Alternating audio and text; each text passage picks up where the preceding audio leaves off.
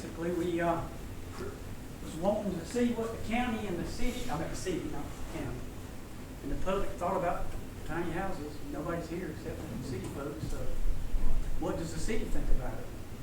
Or, well, we have Mr. Purser. Mr. Purser, what do you think about tiny houses? Just here, I'm just curious. I think that done well with extreme stipulation, a tiny house is not a bad thing. I think done as it is currently, you have tiny storage sheds. Right, right, And we don't want that. right. I've seen tiny house communities in bigger cities that look nice, that, in a more or less an HOA type setting. Those work, but if we're gonna allow them, we gotta stay on top of it and have some really, really solid code enforcement on the stipulation on where they are in town, Well, if things you like look, that. if you look at each district, there are several areas that could be, like Curry Street, up on, certain areas. But now what we need to do is, I've had, Deborah Rowland's got a lot, and she wants to put a little smaller house, but I talked her into going, our zoning law says basically 800 square feet is the smallest you can build in our R3 zoning, which that is R3, where she's at. So she said, well, I'll go ahead and do an 800 square foot, because I want to get it rolling. So I said, that's fine. But if you look at the sheets I gave y'all, the state law goes down as far as, like 400 square feet. That's a little bitty. That's small. But if we're gonna, We need to stick with that 800 though. We don't need, like you said, the storage sheds that's out there. We need to be functional. We need to set up some parameters, controls, what we got, and then enforce those. well, the state law, the sheets I gave you had the minimum state law. Let me read that to you. That's recommended by the state. Of course, I gave y'all, Bernice got us a copy of Kingsland's ordinance, and she and I have tried to find other ordinances, and we've had, nobody else is basically digging. I think part of the problem is, Kingsland just done theirs, I'm talking about February or March of this year. It's a hard thing to tackle because you have homeowners that they don't want the chance of a tiny home being built next to a $350,000 house, and we all understand that. But I just think it's something new, and nobody wants to get the wheel rolling. Well, thankfully, Kingsland did. I don't know what their minimum square footage is, because as soon as it come across to me, I passed it along to Mr. Charles, and then a week later, he's talking about this. 200 square feet To a maximum of to a maximum of 600. 600 is what they're considered tiny houses. And that excludes loss Yeah.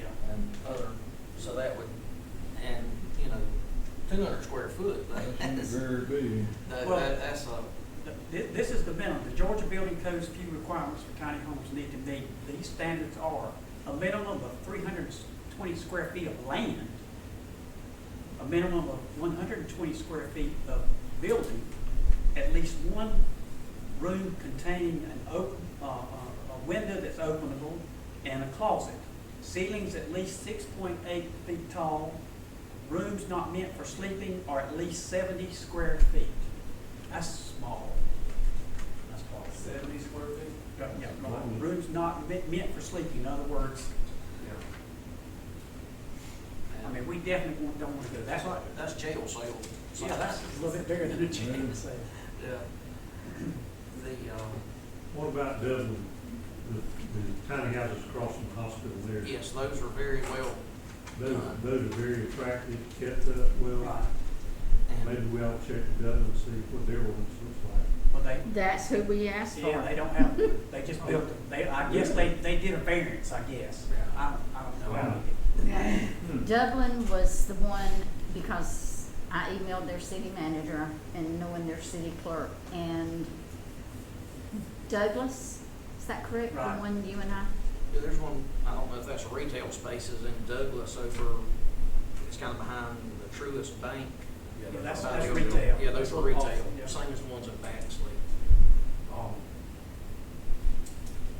I mean, we have houses in the city that are under 800 square feet as it sits. Well, we grandfathered before the, Okay. there shouldn't be any new ones.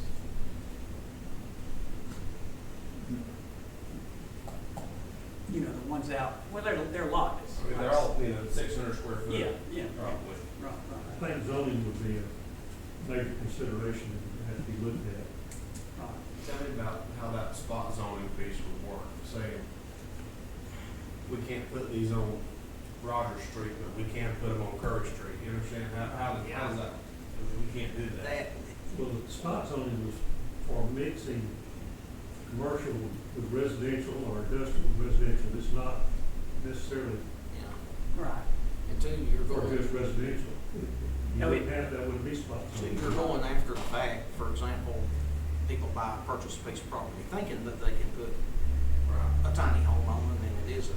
They've already purchased things, and now they've made a significant investment towards something they can't do. Unfortunately, yes, you should check, Check the make zoning sure of first. everything, but then there's still the blowback from that.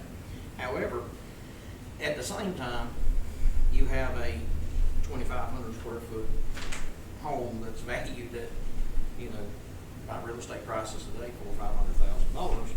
You don't want that right next to it. That'll look like that'd be, and then from the city standpoint, we're not doing anything to protect those homeowners, property values, et cetera. And not to mention the climate that it could in, because I know as far as it is right now, we like to think the ones in Dublin, those are absolutely gorgeous.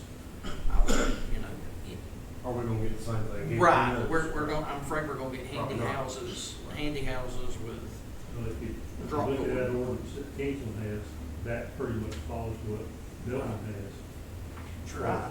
In my review of this of Kingsland's ordinance, it's pretty thorough, and it says permanent foundations and Sidewalks. sidewalks. Lighting. Right, it is Underground actually, Right. from the Buffer beginning, zones. right, from the beginning, my thoughts on the tiny houses, if we can just shrink down what would be allowed if it was a 1,500 square foot home, just shrink it down to the tiny home, be with the same construction, the same materials, it's just miniaturizing. And then also we figure in how many per Acre. acre. I Right. mean, you don't want somebody to try and cram 15 of these things on 1 acre. I mean, you very well could. Right. There's a minimum in the Kingsland of how many, a maximum of 10 dwelling units per acre, subject to plan approval. Subject to site plan approval. That would definitely cover if there's I think that's the biggest piece, is to have site plan approvals through the whole process. That way, if anything doesn't quite look kosher, we can mix it. One thing is, Dwayne and I have been talking, there's about 9-10 houses in his district that needs to be torn down Mhm. tomorrow. If we had the funds or some way. And in those areas, 800 square, I mean, some of the houses, most of the houses are not 800 now. Right. But they were built before the ordinance. I think that would be a perfect site to put, Two or four of these things. The old school needs to be taken down. that would be a perfect site Perfect location. to put some kind of Absolutely. houses. Also, here on proximity restrictions, tiny house neighborhoods must be located at least 500 feet from existing single-family residential subdivisions unless approved through a special exception. So that would, We could even inflate that if we needed to. right, 500 feet, especially when you're looking at city blocks, that's quite a distance. See, we don't have a lot of space in the city to do this. No. I mean, In all honesty, we don't. I mean, if you said like 500 feet, you'd really, at 500 feet, that would be from here to The I got it. courthouse. Yeah, that Which was is the, kind of ideal. right. Another thing we might wanna consider is with, R3 is our lowest, we may wanna just come up with a smaller, Well, I was gonna ask, could you make another layer of zoning? that may be For the tiny best houses. thing for us. That Yeah. way, That had crossed my mind, about just Yeah. modifying it, like, for example, Well, R3, the, to the, lower the square footage requirement. that's what, when I was looking for tiny house ordinances, a lot of the ordinances have done that. They have adjusted their minimum square footage in R areas. And when you do make an R area, can you sort of map out where you want that area to be? Is that drawn out, or how does that? Well, yeah, see, if you look at the map, that's, we'd have another color. This thing's heavy. Grab it with one hand. My gosh. Well, I'd say it's got That's some what lot you- of them. I like what Robert See, mentioned a you while cut- ago, that, basically what we need to do is to take one of our houses that we've got and just simply to address that and reduce it to what it calls itself, a mini or a small house. Right. But use the same construction, the same requirements that we have, there, because it's supposed to be a house. Right, It's just built a on a mini. permanent foundation, Yeah. just Everything level. basic codes. But see, this is R1A, in yellow is commercial. You got R1B, you got R3, and you got R4, which is residential multifamily. Mm. So, I mean, we could add another R. And you can put it wherever you really want it to go. Yeah. The R4 residential multifamily, refresh my memory on that, that's Apartments. apartments. Yeah. Bigger than a duplex. Bigger Right, than so a an apartment complex versus a tiny home community, if you kind of squint, it's basically the same thing. Well, I mean, if you look at the, what is it, Southern Pines Apartments next to the board office? Right. Those things have to be right at 800 square feet, I mean, they can't be. They're tiny. They're two bedroom, basically. Yes. Two bedroom, one bath, kitchen, so you. You're kind of got- talking the same layer of Right. housing is what I'm getting at. Right. That would probably, in my opinion, doesn't really count for much. I think just modifying those minimum square footages, but still, they have to meet the same criteria. See, so far, nobody's really asked for anything that drastic yet. Because I say, look, go ahead and build at 800 and you don't have to worry about doing any, zoning, Variances. meeting variances or anything like that. But I guess if you look at I've looked at some of the floor plans and, 600, 650 square feet for a single person is ideal. Well, I like the idea, like we were talking about, because of the fact of safety. You've got the same requirements for that mini structure as you do for a larger structure that's a house, a home. And we want the wiring correct. We want air conditioning, heating correct. We don't want things that, we don't want gas going in there that's not vented, et cetera. Anchored to the ground for sure. Right. Permanent. Last Well, they year, even got tiny houses on wheels.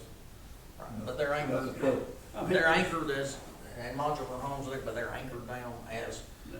the standard, the accepted standard for mobile homes. Yeah. Especially since last year we had a hurricane, had a lot of wind. If we have, heaven forbid, if we have something like that come through again, and we have a bunch of these specially portable buildings with people sheltering inside those, that's just gonna be. Knowing Kingsland and knowing Dublin, I guarantee there's also some heavy restrictions on what the exterior of the building looks like as well. What materials are used. Yes, sir. Siding, et I'm cetera. sure Kingsland being on the coast and the concerns for hurricanes and high winds, they're anchoring, probably they're anchoring for portable structures such as the prefabs and mobile homes and all. It's probably very similar to Florida's and such as that. And speaking of like tall mobile homes, we don't have too many mobile home parks around here that have paved streets and I think that, you travel around like in Florida, they have Lots of and they look really nice to be a mobile home park. They're not potholed up. Dirt streets. Sidewalks. They have, yeah, they have little activity areas, and it's a complete community. Now, out 341 where the campers are parked, we did have a developer come in, and he actually drew out behind that RV park, he was gonna, Yeah, I part of remember that, okay. But they were gonna put like 20 out there, but it, apparently it's fallen through. Remember the car wreck? Car sites, right? Sure was. Mr. Charles, let me ask you this, since we've not had any luck when it comes to the ordinances,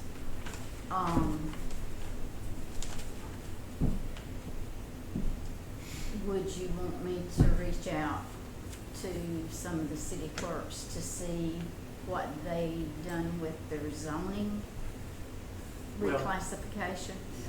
Well, what I did is I called, and that's what some of them's done, is they're lowered their restrictions in Rs in certain areas. And that's what I want each council person to go look at their zone and look at, and let's get together and say, all right, you know, we're not gonna put this in this zone, but this area could be. You know, in your area, I mean, there's, you know, not a lot, but there's some. And Landon, in your section, there's, Tiny.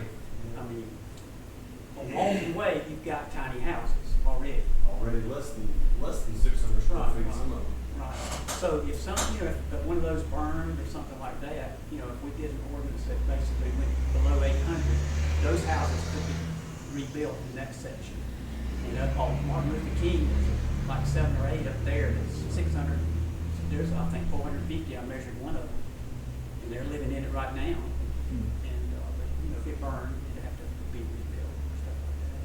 So I think each council person needs to go look at their area and let's get a kind of, look at the zoning and kind of see what, we might want to change some of that lower R just in case, and go ahead and get that in the works where, you know, somebody, a developer can come in and, or a builder or something like that.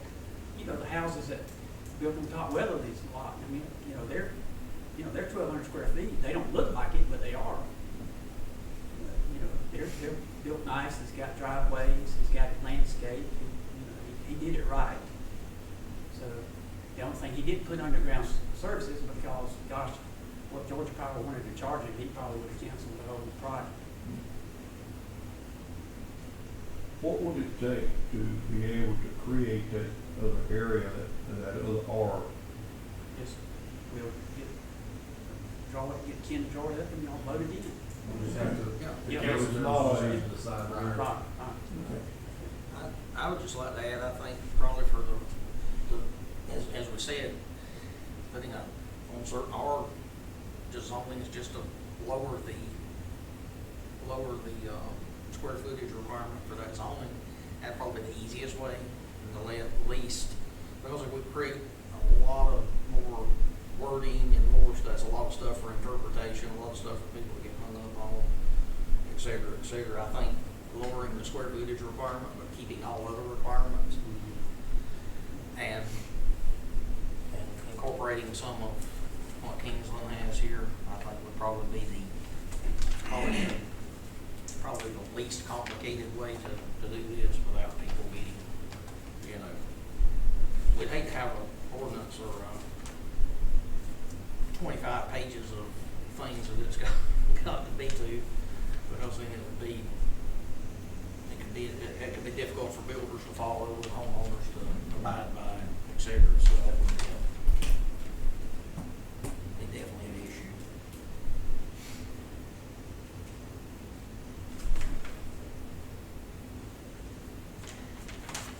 Well, one thing I'd like to add here, looking at this zoning, they're talking about setbacks from front yard, side yard, rear, under section 4 design standards. For the tiny houses, for the different zoning we have, you have different setback distances for homes. Right. And with the tiny home, if you kept the same setback distances, you have little tiny house and then we did it way on the back of a lot somewhere, so I definitely like for the smaller square footages, you can amend Reduce those, the same way that you're reduce the gonna do. setbacks and stuff. Because, again, you'll still be, you have to have like a 30-foot setback or something, you start having that would create a definite issue. And especially getting however many units you want to put per acre.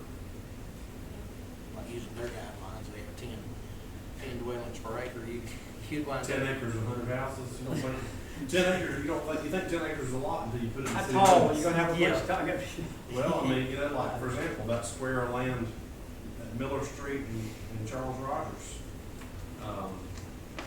You know, they've got a piece that Olin owns, and they've got another piece that somebody from out of town owns, that's 10 acres. You put 100 tiny houses Woo, right there. I hope not. We'll start looking like China with the. But per their regulations, you Yeah, can, well, that's true. you know. Yeah, I think we need to come up with some kind of a way that we can get away from that, or to keep that from being created. Can't be contiguous acres or something like that. per Yeah, property. that definitely would, because we're, again, as you say, you know, you take 10 acres and put 10 times 10 times 10, that'd be 100 units. I mean, there. the field across the street from the fire department is almost 20 acres. Right, yeah, and, So you figure that, I mean, 200 houses in that little area that you could put. yeah, Could look like California. we'd have to start building up. I would prefer it at that point. Well, to grow, you gotta have land. Yeah, that's true. And, you know, with our annexation laws, it's gonna be A battle. a battle. Well, and in recent years, you know, of course, with the tiny houses have become in vogue, I suppose. Obviously, one big issue is just price. You know, housing construction per square foot. I live in a 2,400 square foot house. We could downsize, cut it in a quarter, and we still wouldn't be any more cramped than we really are.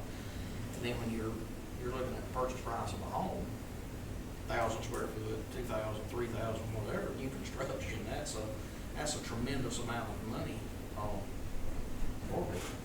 I mean, so I definitely see the advantage to someone wanting to live in a. Obviously, if I didn't have my house, and the wife and I, we'd probably live in a little shed for basically, not that we want to, but just because of what we utilize.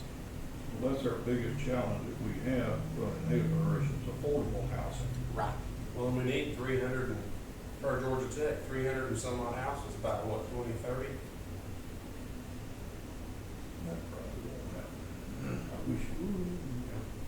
Yeah. No. I mean, again, He's referencing back to the housing study Study. that Beckley presented to the city council. wow. Yeah. And we, you know, the funding for that, just for, It's not there. now, people can't afford mortgages for that type of thing. That's what he was saying. This would be a solution, Yeah, so I mean, to you look speak. at your new builds, $200,000 house, today's interest rate, roughly $1,400 a month. Right. And if you look at the income level of our community, Can't afford that. and eat. Not when the average household income is in the 30,000s. Right. Can't afford that. No. And, but just the houses that you spoke of, that I saw them advertised at $196,000. $1,400 a month. Yeah, and that's you know, it's a 1,200 square foot homes. I mean, they're nice homes. They're not luxury homes, but they're nice homes. And that's 1,200 square foot. That's not a big house. It certainly isn't.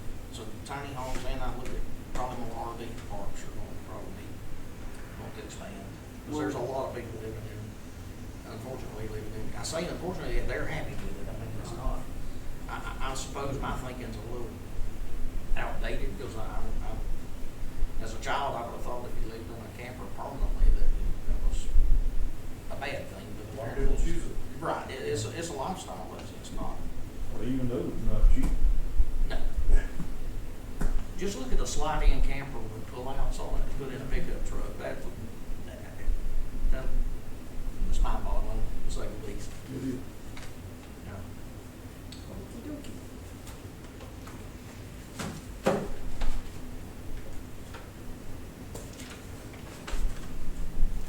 All right.